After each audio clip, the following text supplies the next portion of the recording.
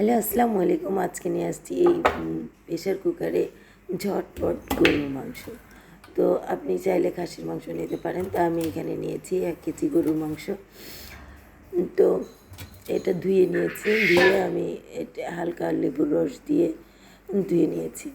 তারপরে স্মেলটা যাতে চলে যায়, তারপরে নিয়েছি পেঁয়াজ, রসুন, আদা, রসুন, লাল মরিচ সব কিছু আমি বেটে নিয়েছি। আমি দিয়েছি পেঁয়াজ কুচি।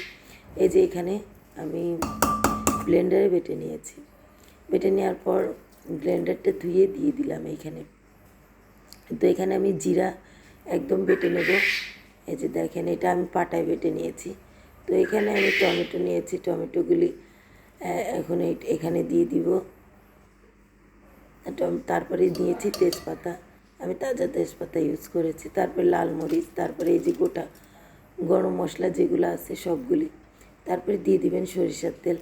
আপনি সরিষার তেলটা ইউজ করার চেষ্টা করবেন, এটাই গরুর মাংসের টেস্টটা অনেক বেশি বেড়ে যায়। তো এখানে নিয়েছি আমি গরম মশলা। তারপরে তারপরে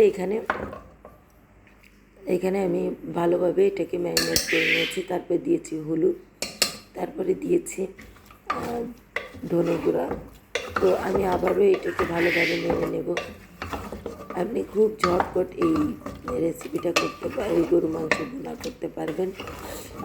তো আমি এখানে পানি দিচ্ছি না, টমেটো যেটা দিয়ে দিয়েছি ওটা দিয়েই আপনার হয়ে যাবে। তারপরে এখানে আমি 10 মিনিট ম্যারিনেট করে রাখবো।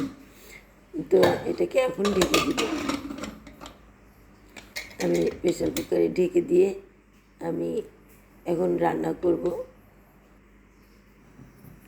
এখন আমি চুলায় বসিয়ে দিয়েছি। তারপরে এটা আমি 20 মিনিট রান্না করার পর দেখেন, আমি 20 মিনিট হালকা আঁচে রেখে দিয়েছি, একদম গলে গেছে।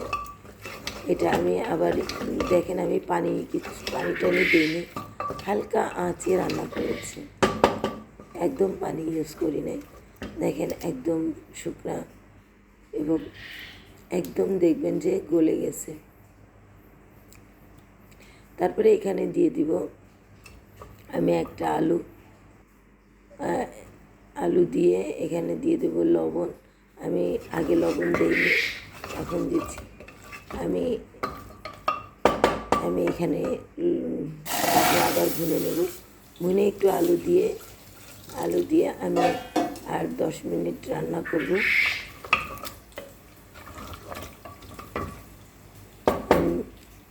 এখানে আমি গরম পানি ইউজ করেছি, আপনারা গরম পানি ইউজ করবেন। দেখেন এখন এটার ঝোলটা কত আর এখানে আলু। তারপরে আবার ঢেকে দিয়ে আমি অল্প একটু রান্না করেছি যাতে আলুটা ভালোভাবে মিক্স হয়ে যায়। তারপরে এই যে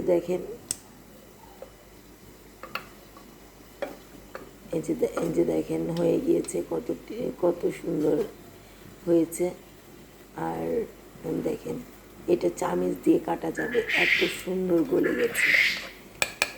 তো ঝটপট এই রেসিপিটা আপনি করে নিতে পারেন।